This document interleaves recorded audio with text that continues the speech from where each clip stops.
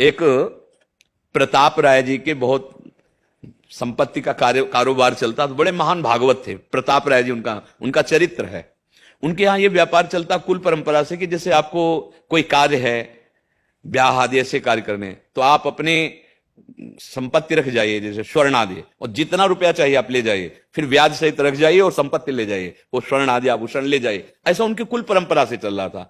वो एक बॉक्स रखे थे, आप अपना स्वर्ण रख दो, और एक मुनीम रखे थे, उससे पैसा दिलवा देते थे जितना, जब आपको लगे तो कम ब्याज में आप रख जाना और ये ले जाना, और हर समय नाम जप करते रहते थे। परम धर्मात्मा थे। जब भगवत साक्षात्कार का समय आता है तो दो प्रकार की प्रक्रियाएं होती है।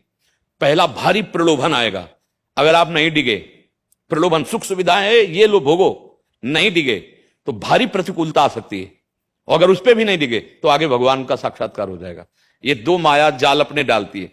अब वो सुख सुविधाएं तो उनके यहां मारी ही घूम रही थी, क्योंकि ऐसा कुल परंपरा से धनी थे वो, तो वहां के जो मुखिया लोग थे वो जलते थे उनसे।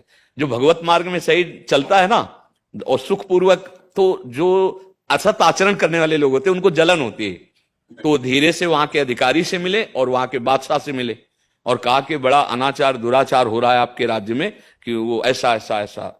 तो उनका नहीं, आज तक कोई शिकायत तो आई नहीं उनकी, हमें प्रमाण चाहिए तब हम उनको दंड देंगे। तो जो प्रधान राष्ट्र सेवा में अधिकार रखते थे वो मिले और 3 लोगों को तैयार किया। अब एक लोग गए और उनको कहा, प्रताप राय जी दंडोत, हमारी बेटी का ब्याह है, हमें 10,000 रुपया चाहिए। उस समय बहुत कीमत थी, तो और मैं ये स्वर्ण लाया हूं और रख दिया, और 10,000 रुपये ले गए।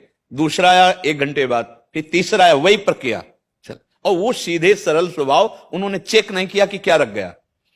4 दिन बाद वापस आ गए, बोले हमारा काम बन गया है और 10,000 का ये ब्याज लीजिए 1 महीने का, और हमारा स्वर्ण वापस कर दीजिए। तो बोले जहां रख गए थे उसी बॉक्स से ले लो। उन्होंने निकाला और हल्ला मचाया, देखो इसमें तो पत्थर और कंकड़ रख दिया, ये बड़ा ठग है, हमारे आभूषणों को चुरा लिया।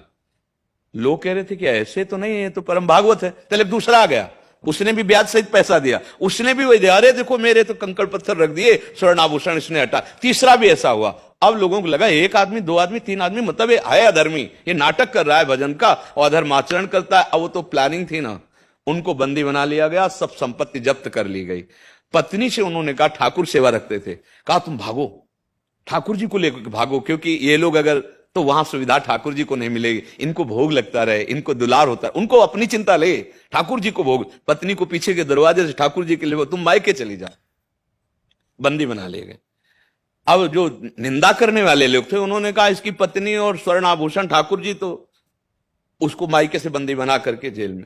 अब दोनों की हथकड़ी पड़ी हुई, वो हंस रहे जेल में। भगवान के जो भक्त होते हैं ना, किसी भी विपत्ति या परिस्थिति में उनका चेहरा नहीं डाउन होगा, क्योंकि वो धर्म से चलते हैं, तो उनके मुख में प्रसन्नता होगी, भयानक पीड़ा में भी, भयानक विपत्ति में भी। तो पत्नी का हंस क्यों रहे? बोले देख रहे, इनकी लीला देख रहे, क्योंकि वो सत्य में थे। बोले इनकी लीला देख रहे।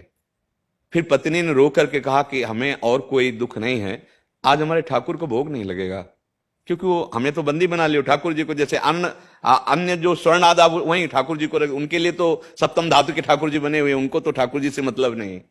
बड़ा रोना आया, तो उनके भी हृदय में आया। उन्होंने भगवान से प्रार्थना की कि प्रभु जेल क्या, मुझे नरक दे देना, पर कुछ ऐसा करो जिससे आपकी सेवा होती रहे। ये लगाओ, देखो भगवान का लगाओ। उसी समय भगवान वहां प्रकट हो गए, उसी समय ग्रंथ में लिखा हुआ। प्रताप राय जी और उनकी पत्नी के सामने भगवान, और भगवान ने जानते हो क्या कहा? कि ये मेरा ही चक्र था, ये मेरा ही षड्यंत्र रचा हुआ था, मैं देख रहा था कि तुम्हारी निष्ठा कहां और कितनी है। तत्काल भगवान ने आदेश किया बादशाह को कि ये सब ठगाई हुई है, वस्तुतः ये ऐसे नहीं है, आप अपने प्रधान अधिकारी से पूछो। जब उन्होंने शासन पूर्वक पूछा तो उसने कहा हाँ ये सब प्लानिंग से हुआ। तो धन भी वापस हो गया, भगवत साक्षात्कार हो गया। और तो हम अगर वास्तविक निष्ठा से चलें तो परिस्थितियां ऐसी आ सकती है, डिगना नहीं, बस इसके बाद ही भगवत साक्षात्कार होता है। जब हम किसी काम के नहीं रह जाते ना, केवल राम के रह जाते, तब राम मिल जाते जब तक हम किसी काम के रहते तब तक वो देखते रहते। सुनेरी मैंने निर्बल के बलराम, अपबल तपबल और बाहुबल, चौथो बल है दाम, सूर किशोर कृपाते, सब बल हारे को हरिनाम, हार गया, हरिनाम जप रहे, अब माया से जीत जाएगा। समझ रहे ना आप जी?